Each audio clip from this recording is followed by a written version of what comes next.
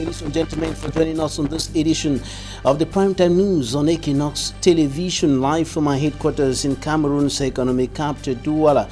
I am Bablet Jonathan.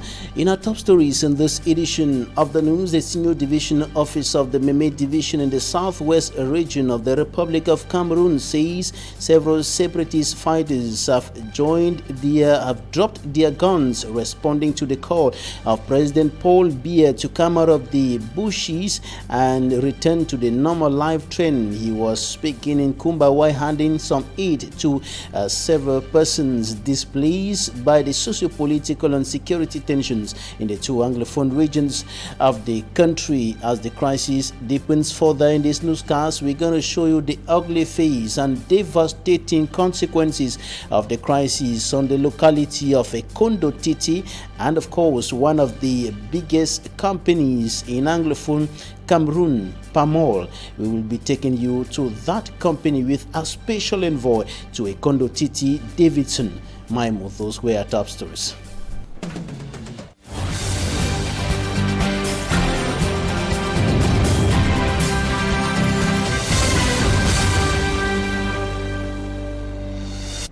We begin this newscast in Ekondo Titi, one of the hardest hit areas of the Anglophone parts of the Republic of Cameroon, as far as the Anglophone crisis that has been worsening for close to 3 years now is concerned. In that locality, inhabitants are suffering as a result of the socio-political and security tensions, and life has become more or less a bitter pill, just too difficult to swallow for those who are still in the locality. Many have fled to other areas of the country as a result of recurrent gun battles between pro-independence fighters and security forces. A special envoy to Ekondo Titi, Davidson Maimo, reports.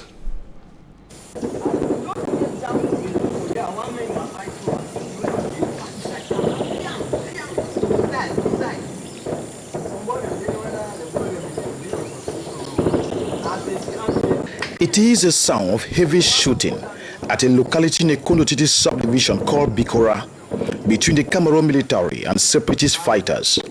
I was told this is what has been going on for some time in that area, as it is one of the strongholds of the separatist fighters. At the St. Antonius Catholic Church, some of the Christians gathered on Easter Sunday to give thanks to God. The parish father, Reverend Father Julius Okoro, in his sermon, called on the Christian to have confidence in the Lord. However, these children, receiving the first Holy Communion for their very first time, cannot go celebrating like their peers in other areas, as they are cautioned by the church to have a low-key celebration indoors as preventive method due to insecurity that still looms in the area. Because we are not too sure. Yesterday while we were celebrating the Easter vigil, we heard that there were two gunshots around the club, and since we are not too sure what will happen in the next few seconds, so with that fear, we don't want anything to happen to any of the children. And if anything happens to the children, it will be like because of baptism, because of First Holy Communion and the festivity, they went out and they became casualties. So I was taken round the church building by the Reverend Father, who showed me holes of bullets on the church building after exchange of gunshot between the separatist fighters and the Cameroon National Gendarmerie, where separatist fighters attacked the Gendarmerie Brigade, which is just a stone throw from the church. So many people have also run into other places, they have relocated. So it is difficult, but the few Christians that are there, we have to stay there to encourage them. We have to encourage them and to be one with them and give them the hope. That is the priesthood. We have to stay there and give them the hope. Reverend Father Julius, who was formerly at the Bikora parish, said he had to relocate to Lobe Estate due to high level of insecurity that prevails by then. Climax of it came when they went to somewhere around Lipenja. Lipenja is about 8 to 10 kilometers away from Bikora, and they shot a gun. We heard that gun is called Madok, from Lipenja to Bikora, and it hit the church. And when I showed the bishop that, he said, now it is very, very dangerous to your health and to your life. It is better you evacuate that area, leave that area and relocate where it is better.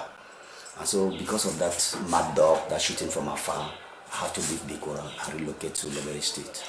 The killings of loved ones last year is still very fresh in the memories of some of the people, with accusation fingers pointing to both the Cameroon military and separatist fighters. Even last year, my cousin, who with me and him were the same age, was shot on the 3rd of May.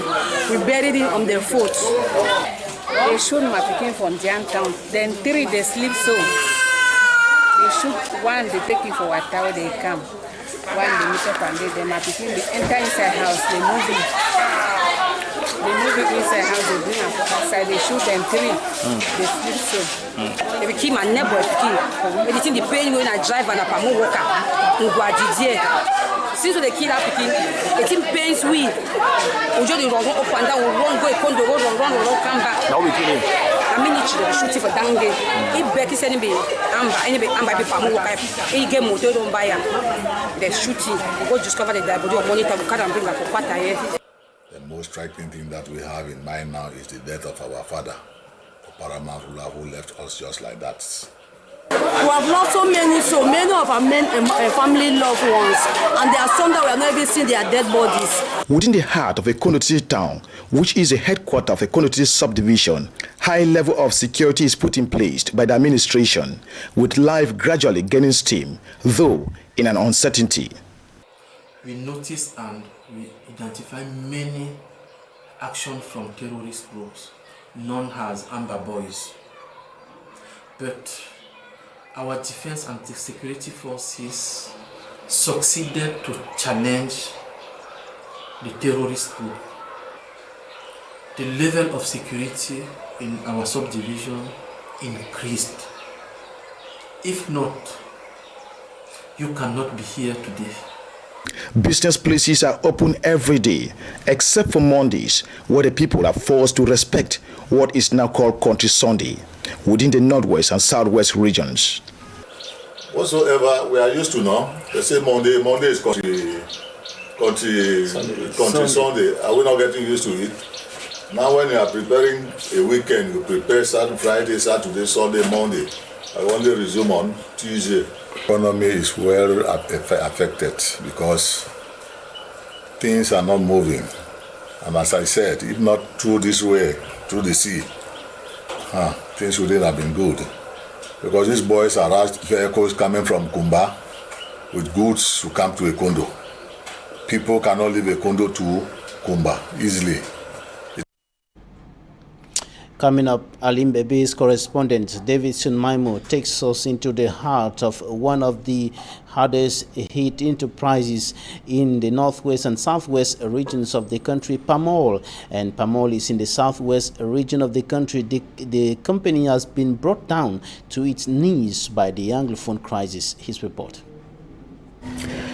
In a meeting bringing together some of the workers with the management of Pamol, backed by the administration of EQUINOXE subdivision, at the Mukundi Clubhouse in Lobe Estate for work to resume in Pamol, the workers say they are ready to start work if and only if their security is guaranteed. We did look for guarantee, but we go to work of field, whether if you go for field, make this boy the work with the work, because be ready for the work, because if we no produce, we no get revenue. The general manager, Chief Mekanya Charles Okon, assured them that we are taking all measures, formal, informal, to make sure that those who go into the field to work have protection.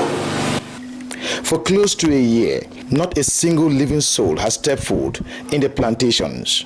The palms actually have been left in the bushes and they have been growing wild. A lot of work needs to be done here with so much money to be injected and manpower. The oil mill itself looks more of an abandoned structure. There is mold everywhere, dust everywhere, the grass everywhere. It is the factory of Pamol. It is almost abandoned. For almost a year, we are told, not even a single soul has actually stepped foot within this factory due to the ongoing Anglophone crisis. Some of the houses are in the bush, especially that of management staff, since they were the most targeted. However, engineers of PAMOL are already at work servicing some of the equipment, grading of the road.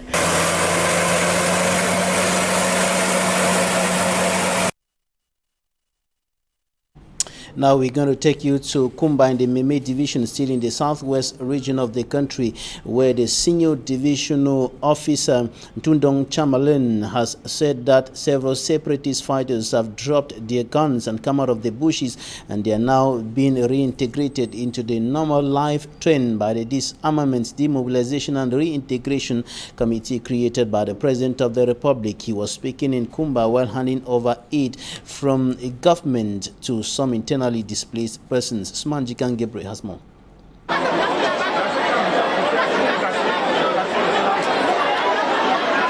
They were present at the amusement park in Kumba in their numbers.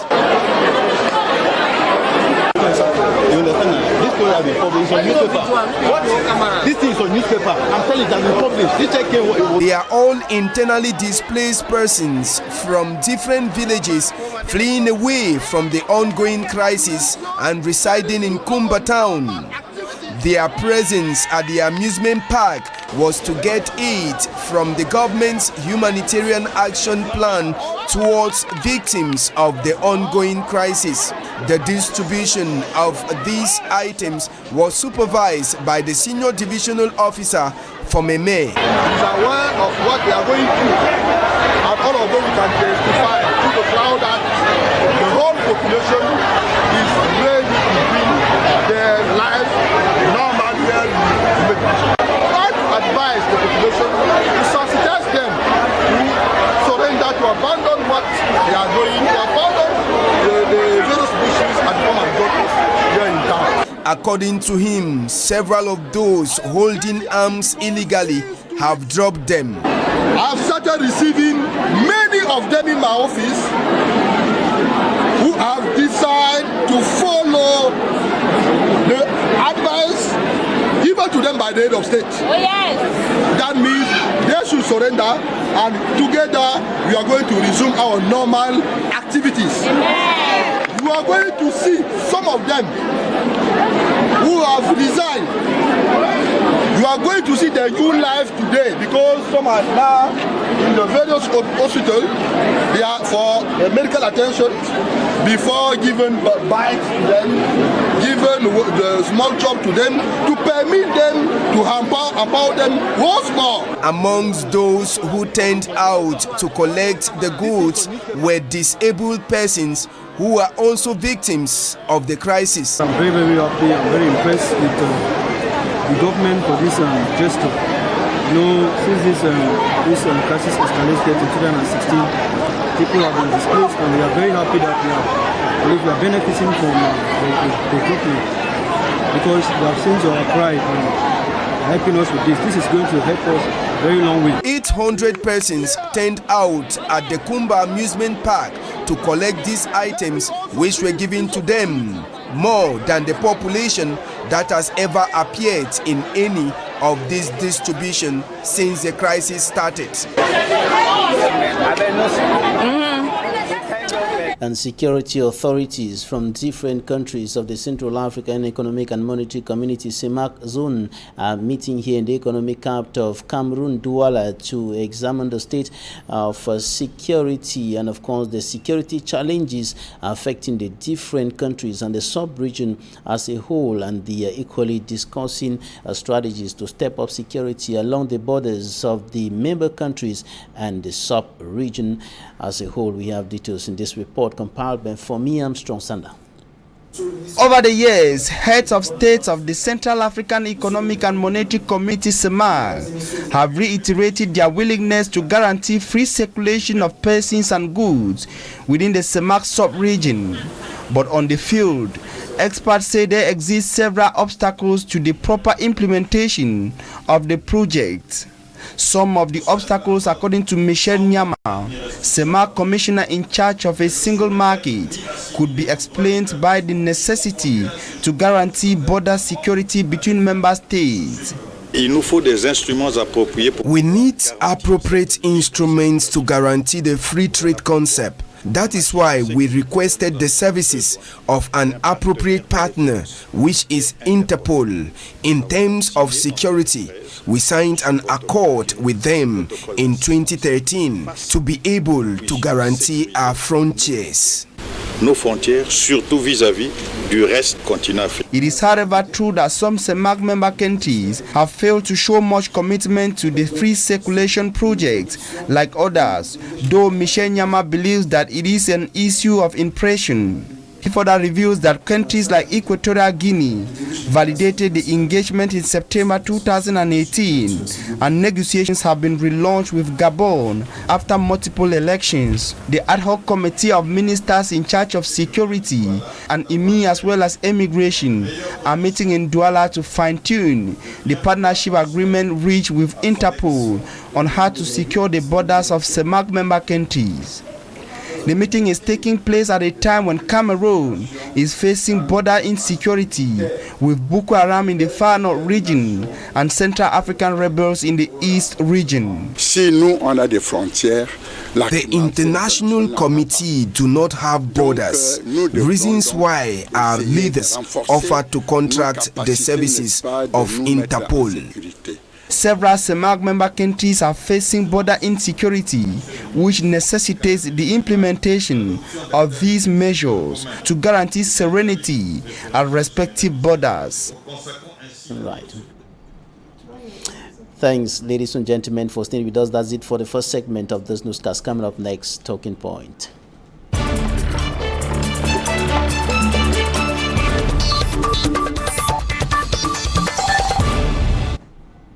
Thanks, ladies and gentlemen, for joining us in Talking Points. We are receiving a female politician of one of the leading opposition political parties in the Republic of Cameroon. Bergeline NDOMOU is the Secretary General of the Cameroon People's Party, the CPP. You're welcome.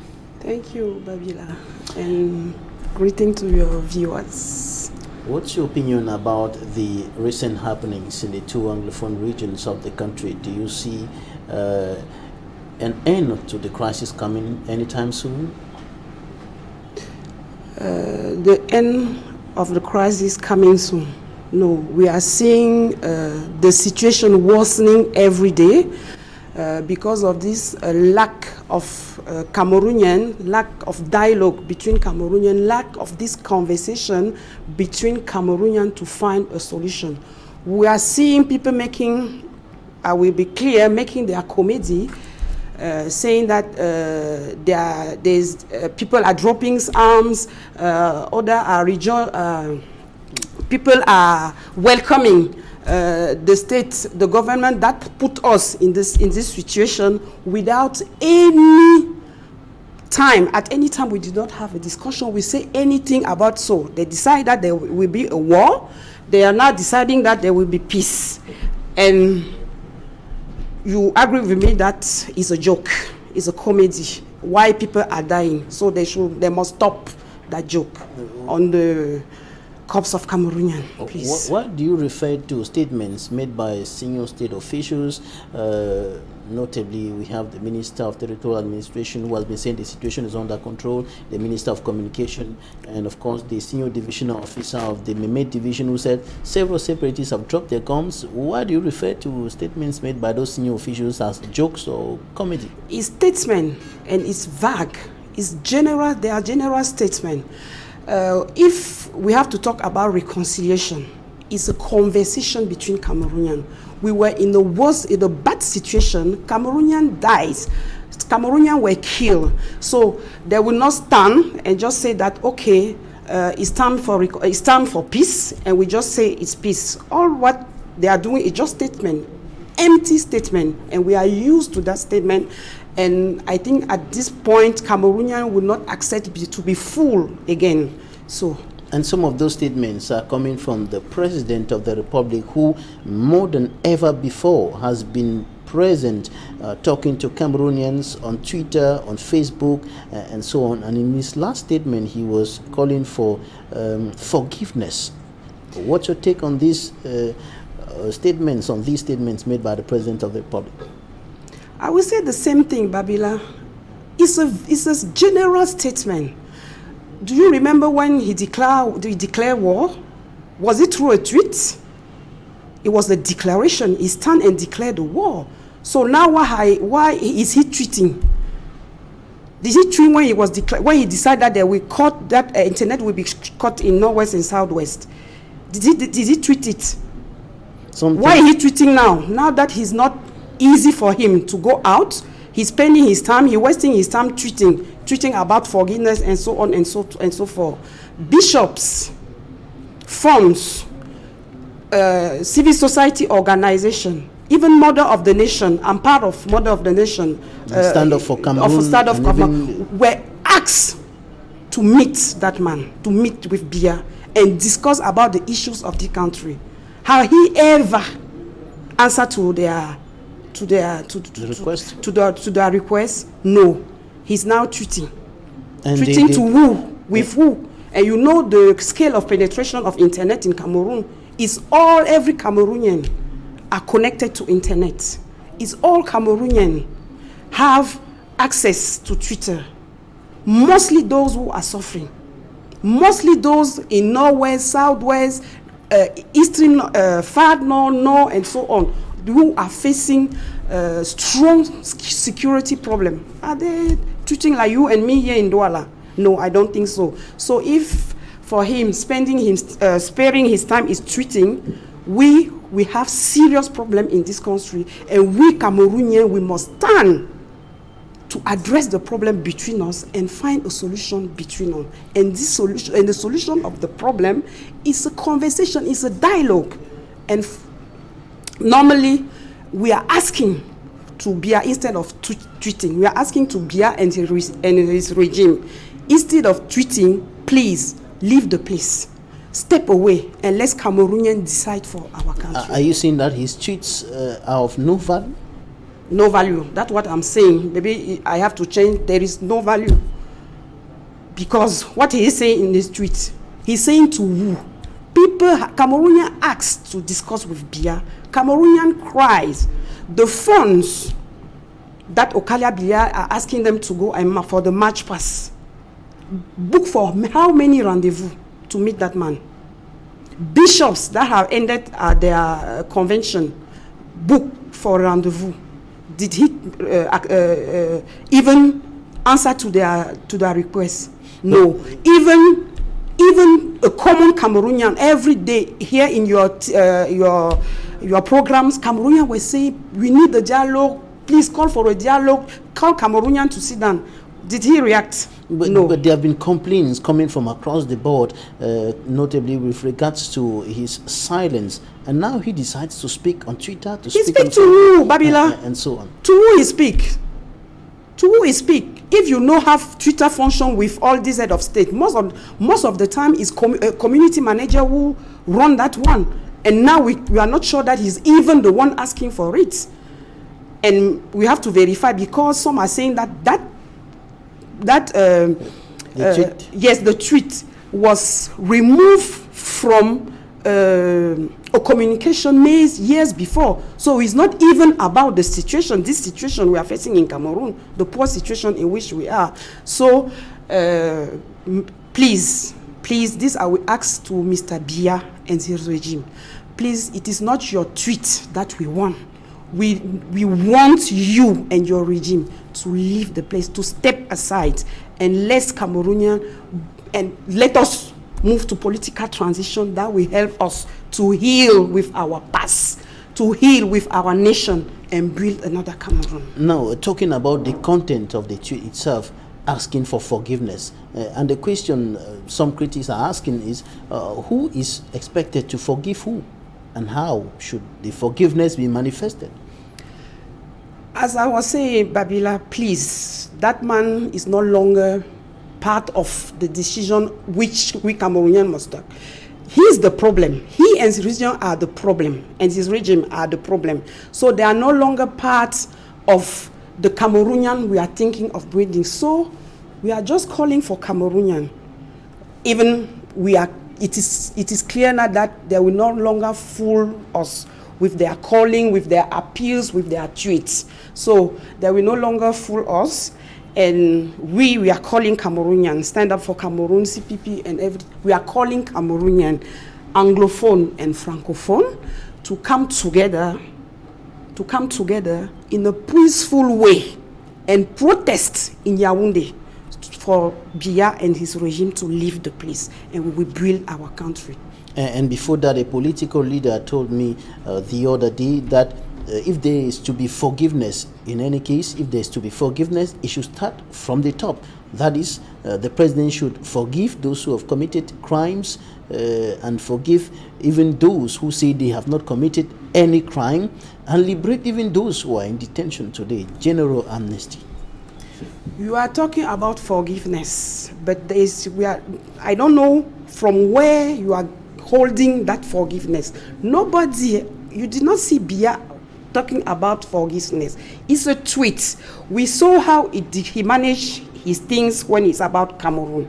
We saw how he declared the war. We saw how when he decided to cut internet. Now, through a tweet talking about forgiveness, for we at Stand Up for Cameroon CPP, it's not matter of forgiveness.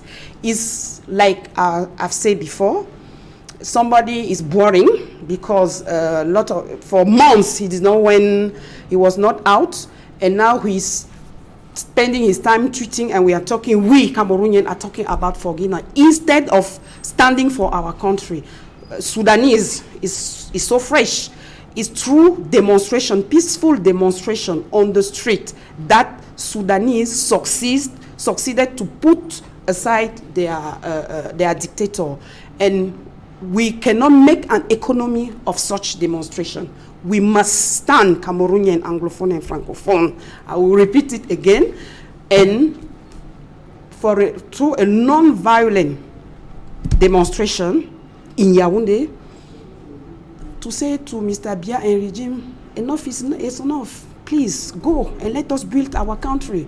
Even the energy, you no longer have energy. Please. Bergeline, NDOMOU, Secretary General of the Cameroon People's Party, thanks for coming. Okay, thank you. And we will keep saying that the solution is from Cameroonian, not from this failing and failure government. Thanks for coming. Thanks, ladies and gentlemen, for staying with us. That's it for today.